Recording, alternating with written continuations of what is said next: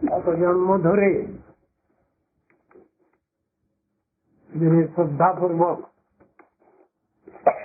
ভগবানকে পূজা অর্চন করছেন, তন্মুখে হরিনামানি সদা তিষ্ঠন্তি ভারত, তার মুখেই সব সময় সেই নাম ব্রহ্ম সর্বদা নৃত্য করতে থাকেন। এই কথা তো লেখা আছে। এখন এইদিকে তো শত বলা হলো, আর দিকে সুকৃতির বেলায় বলা হলো কত কোটি বৎসর, শত জন্ম ধরে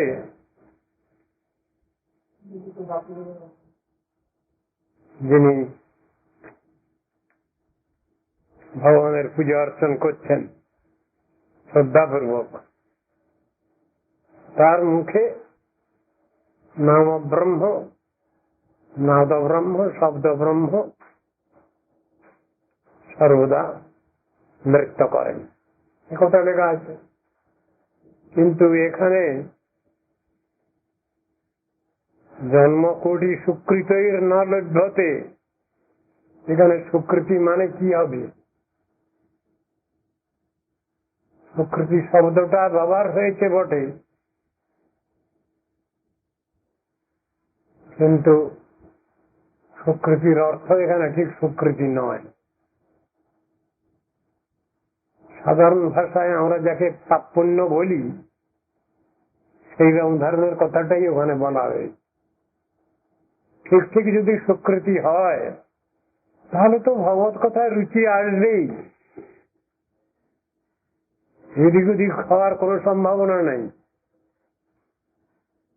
সেখানে শাস্ত্র বলছেন পূর্ব জন্মের সঞ্চিত সুকৃতির ফলে কি হয়? ভগবত ভক্তের শ্রদ্ধা হয়, সাধুর কথায় বিশ্বাস হয়, সাধুগুরু বৈষ্ণবের কথায় নির্ভরতা আসে। এই তো বলছেন সাধুগুরুর কথায় বিশ্বাস হলেই তো আরম্ভ হলো সাধন। আমি জেনে নিলাম প্রসিডিওর, সেই অনুসারে এগোতে লাগলাম, তাদের আদেশ নির্দেশ উপদেশ নিয়ে এগোতে থাকলাম, এই তো কথা। যদি বিষয়টা ঠিক সুকৃতি হয় তাহলে সেটা তো আমাদের সাধনের ব্যাকিং, এই ব্যাকিংকে তো অস্বীকার করা যাবে না।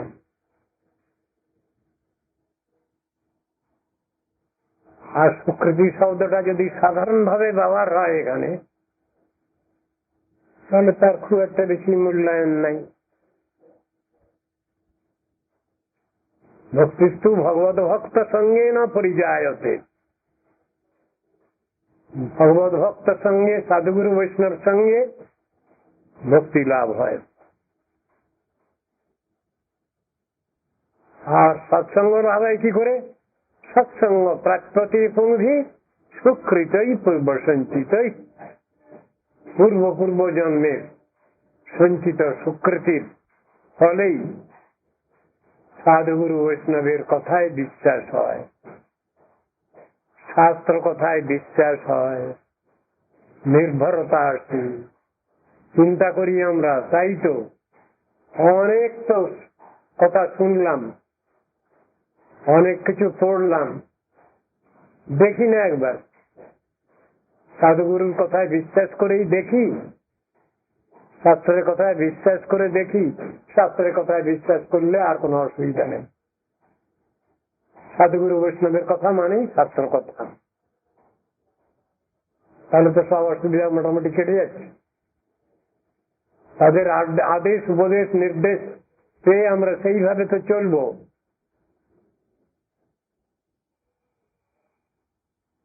এখানে কি বলবো, লোভটা কখন আসবে? হরিভজনের লোভটা আসা দরকার। তো লোভ ছেড়ে আমাদের একটুও যত্ন আগ্রহ নাই, ওটা ভালো জিনিস। এই ধারণা আমাদের নাই, এ সম্বন্ধে বাস্তব ধারণা আমাদের নাই।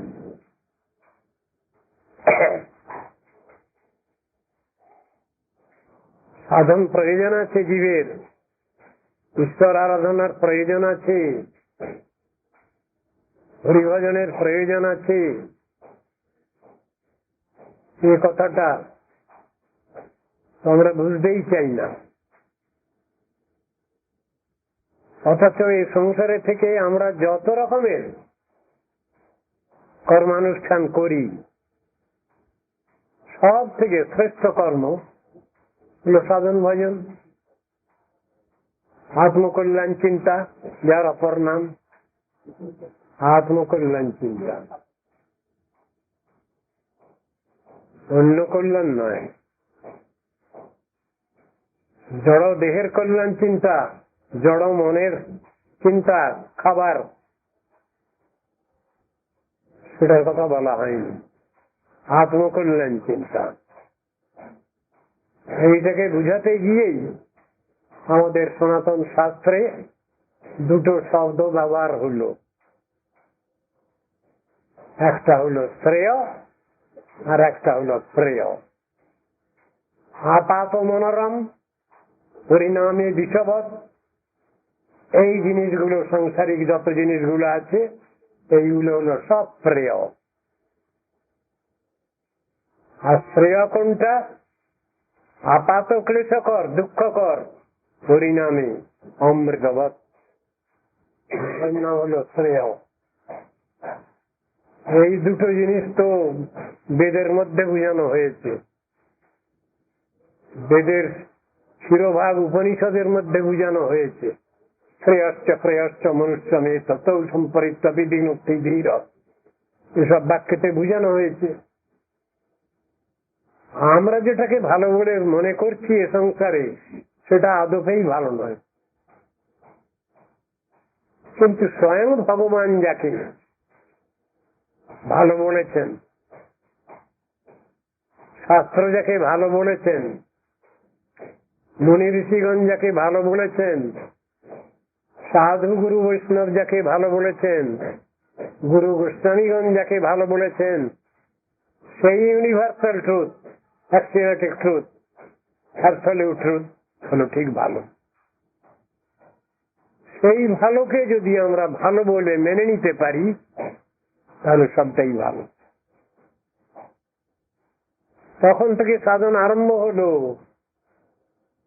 না দেখিয়ে দিলে, না বুঝিয়ে দিলে, লাইন না ধরিয়ে দিলে আরম্ভই হচ্ছে না, তো মার্চ করা যাচ্ছে না, তো চলার পথে চলতে পারছি না আমরা। বহু বাধা বিঘ্ন, এই সংসারে যত রকমের কাজ আমরা করি তার ভিতরে অশেষ বাধা বিঘ্ন, বিপদ আপদ। এইসব বাধা বিঘ্ন উত্তীর্ণ হওয়া যায় ভগবানের বিশেষ কৃপায়, গুরু বৈষ্ণবের কৃপায়। তখন আমরা ঠিকই চলতে পারি। কোন অবস্থাতেই আমাদের গার্জিয়ানকে অস্বীকার করবার কোন উপায় নাই। বাচ্চা বাচ্চি আমরা, গার্জিয়ান ছাড়া একটুও চলতে পারি না। সব সময় গার্জিয়ানকে দরকার। যখনই মনে করি আমার গার্জিয়ান নাই আমার কাছে, তখনই তো বিপদ আমার, তখনই তো দুশ্চিন্তা, দুর্ভাবনা। এটাকে ভুলে গেলে হবে না তো। সব সময় মনে রাখতে হবে আমাদের যে আমাদের গার্জিয়ান দরকার। সেই গার্জিয়ানের উপদেশ নির্দেশ অনুসারেই চলব। এখন গার্জিয়ানরা সব কল্যাণটা তো জানেন না। লৌকিক জগতের গার্জিয়ান আছেন খুব কাছাকাছি, যাদের কাছে আমরা থাকি সব সময়, সেই গার্জিয়ানদের নাম হলো মাতা পিতা। এদের বলা হয় নিয়ারেস্ট গার্জিয়ান। অস্বীকার করবার উপায় নেই। বাচ্চা ছেলে মেয়ে সন্তানের পক্ষে অবশ্য স্বীকার্য। গার্জিয়ান ছাড়া একটুও চলতে পারি না আমরা। আবার কখনো কখনো যদি আমার স্বাধীনতার অপব্যবহার করতে ইচ্ছা হয়, তখন কিন্তু সেই গার্জিয়ানকে একটু দূরে রাখতে চেষ্টা করি। তা না হলে আমার নিজের বিদ্যা বুদ্ধি অনুসারে চলার সুযোগ সুবিধাটা আসে না। বস্তুত পক্ষে সেটা অসুবিধারই কথা। যেহেতু আমরা কতগুলো ভুল বোঝাবুঝির মধ্যে বসে আছি, সেই জন্য কখনো কখনো ওই রকম ধরনের একটা ভাব আমাদের মধ্যে এসে যায়। দেখি না একটু চেষ্টা করে আমার নিজের চেষ্টা কিছু করতে পারি নাকি। যখনই ওই রকম ভাব এসে যায়, দেখি না একটু চেষ্টা করে, আনুগত্যের অভাব, তখনই সব জিনিসটা উল্টে গেল, পজিটিভ সাইড বাদ চলে গেল আমার চিন্তা ভাবনা থেকে। সেই জন্য মার্চ করবো যে আমরা পজিটিভ সাইড নিয়ে, তো চলার পথে যখনই আমার অহমিকা, দাম্ভিকতা, আমি সব জেনে ফেলেছি, বুঝে ফেলেছি এমন ভাব, তখন সবই গন্ডগোল হয়ে গেল। আর এটা তো হবেই বদ্ধাবস্থায়। বদ্ধাবস্থা মানেই তো এই উল্টো পাল্টা করা, উল্টো পাল্টা বোঝা, এর নামই তো বদ্ধাবস্থা। মুক্তাবস্থা যদি হয়ে গেছে কারো, তিনি তো ভুল করবেন না, তিনি তো উল্টো পাল্টা বলবেন না, উল্টো পাল্টা নিজে করবেনও না। এটাই তো মুক্তাবস্থা। মুক্তি কাকে বলবো? হিত্বা অন্যথা রূপম স্বরূপেণ অবস্থিতির হি মুক্তি।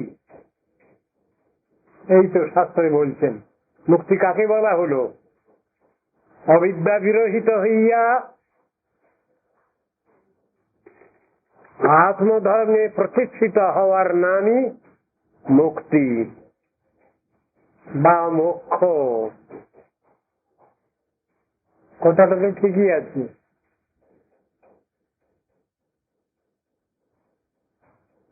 আমি কেন মরে যারে তাপত্রয়, ইহা নাহি জানি মোর কইছে হিত হয়। ওই বিচারের মধ্যে তো সব এসে গেছে। স্বরূপে অবস্থিত হওয়ার নামই মুক্তি। সৎস্বরূপে, আত্মস্বরূপে অবস্থিতি, এই কথা বলছেন যে আমি কেন মরে যারে তাপত্রয়, ইহা নাহি জানি মোর কইছে হিত হয়। এই তো আত্মস্বরূপ সম্বন্ধে প্রথম প্রশ্নই এটা। আমি তো জানি না। যিনি অনেক কিছু জেনে বসে আছেন, তিনি বলছেন আমি জানি না। তাই তার জিজ্ঞাসা স্বয়ং ভগবান সচিনন্দন গৌরহরির কাছে, তার প্রার্থনা, দৈন্যাত্মক প্রার্থনা। আমাকে এটা বললে সমস্ত জীবই জানতে পারবে। এটা এই কল্যাণ চিন্তা ভিতরে। জানেন না তিনি কে? তিনি একজন চিফ মিনিস্টার। প্রাইম মিনিস্টার বললেও ক্ষতি হবে না, কিন্তু সব জানেন। আরো একজন যিনি, তিনিও তো অর্থ দপ্তরের মন্ত্রী, সাধারণ ব্যক্তি তো কেউ নন, অথচ তাদের কাছেই প্রশ্নগুলো এইরকম আসছে। প্রশ্নটা কি? আমি কেন মরে যারে তাপত্রয়। তারা বলছেন সম্বন্ধে, অভিধেয় ইত্যাদি সম্বন্ধে প্রশ্ন করছেন। তারা তো প্রশ্নের অতীত। অত্যন্ত দুর্ভাগা আমরা। তাই তারা আমাদের ভাগ্য দেওয়ার জন্য প্রস্তুত হয়েছেন। যেভাবে আমাদের সৌভাগ্যটা আসতে পারে সেই ব্যবস্থাটা নেওয়ার জন্য ব্যবস্থা নিচ্ছেন। ওই প্রশ্নাদি করলে পারে মহাপ্রভু তিনি ব্যবস্থা দেবেন। সমগ্র জীব হাতে উপকৃত হবে, তাদের কর্তব্য দায়িত্ব সব বুঝতে পারবে। এই তো ব্যাপার। কিন্তু কি করব আমরা?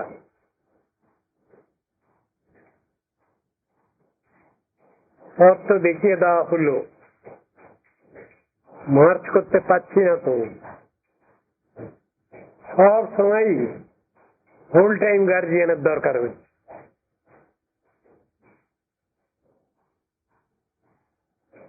নিয়ারেস্ট গার্জিয়ানও বটে, আবার ফুল টাইম গার্জিয়ানের দরকার। এই জগতে যে গার্জিয়ানদের কাছে আমরা লালিত পালিত হচ্ছি, মানুষ হচ্ছি, এক রকমের ফুল টাইম বলা যায়। কিন্তু শিক্ষাটা যা, সেটা আংশিক। শিক্ষাটা যা জাগতিক, পারমার্থিক কিছু নয়। কেমন করে সংসারের থেকে আমি খাবো, পরবো, বাঁচবো, এই ট্রেনিংটা আমরা পাই মোটামুটি। কিন্তু তার উপরে যে কথা আছে, কার জন্য খাবো, কার জন্য পড়বো, কার জন্য বাঁচবো, এসব প্রশ্ন সেখানে সলভ হয়নি। এমন ধরনের প্রশ্ন আসেনি, আর উত্তরও আসেনি, পাওয়া যায়নি জাগতিক ব্যাপারে। কিন্তু তারা গুরুজন বলে মেনে নেওয়া হয়েছে ফুল টাইম নিয়ারেস্ট গার্জিয়ান। এখন ফুল টাইমের মধ্যে কিছু সময় বাদ চলে যাচ্ছে। যারা আমরা স্কুল কলেজে পড়াশোনা করতে যাচ্ছি, তবে কয়েক ঘন্টা বাদ যাচ্ছে। সেখানে আবার কিছু গার্জিয়ান পেয়ে যাচ্ছে, যে গার্জিয়ানদের বলা হবে পার্ট টাইম গার্জিয়ান। স্কুল কলেজের শিক্ষক শিক্ষিকা কিছু সময়ের জন্য তাদের সান্নিধ্য পাওয়া যাচ্ছে, কিন্তু তারা যে সাবজেক্ট নিয়ে আমি পড়ছি সেইটুকুই ডিল করেন, তার বাইরে কিছু পাওয়া যায় না। সায়েন্সের ছাত্রছাত্রী তারা সায়েন্স বিষয়ে কিছু অভিজ্ঞতা লাভ করে, আর্টসের ছাত্রছাত্রী তারা আর্টস সম্বন্ধে কিছু করে, যার যেমন সাবজেক্ট সেই অনুসারে। তার বাইরে কিছু আলোচনা হয় না।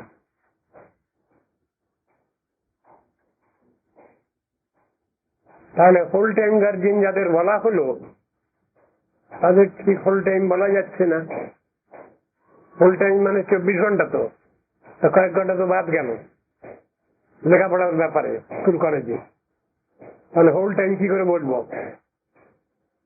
সেও তো পার্ট টাইমই থেকে গেল। তথাপি তর্কের খাতিরে ধরে নেওয়া হলো यहाँ তারা full time nearest guardian. Nearest একটা শব্দ আছে। তারপরে এক রকমের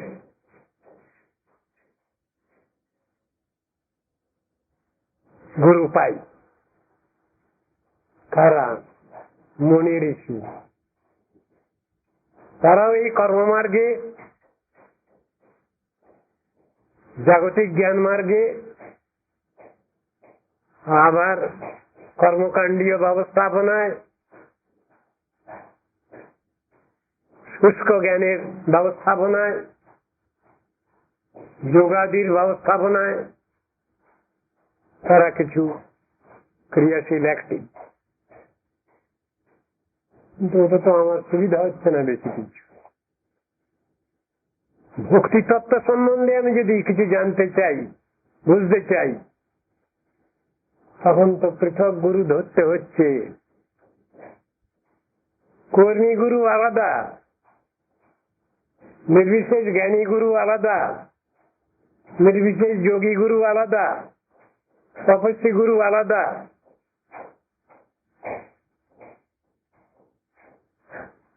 ভক্তির সম্বন্ধে যিনি উপদেশ করবেন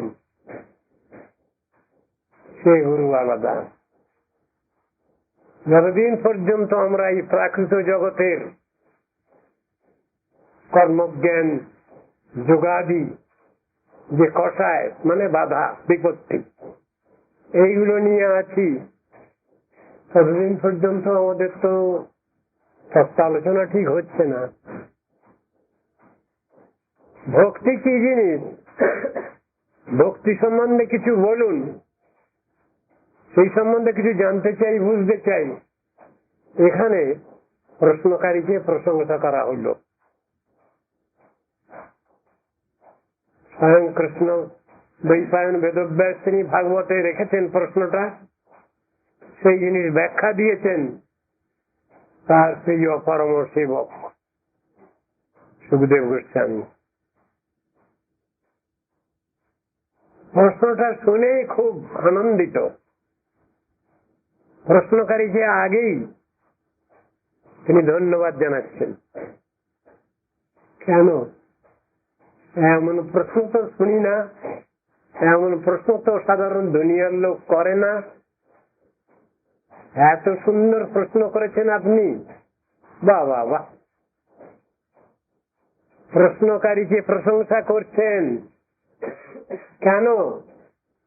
এই প্রশ্নের উত্তর দিতে গেলে ভগবান শ্রীহরির নাম, রূপ, গুণ, লীলা কথা, পরিকর বৈশিষ্ট্যের কথা আমার স্মরণ হবে। এটা আমার পক্ষে পরম ভাগ্য। আমি এই চিন্তা করবার অবসর পাবো আপনার এই প্রশ্নের উত্তর দিতে গেলে।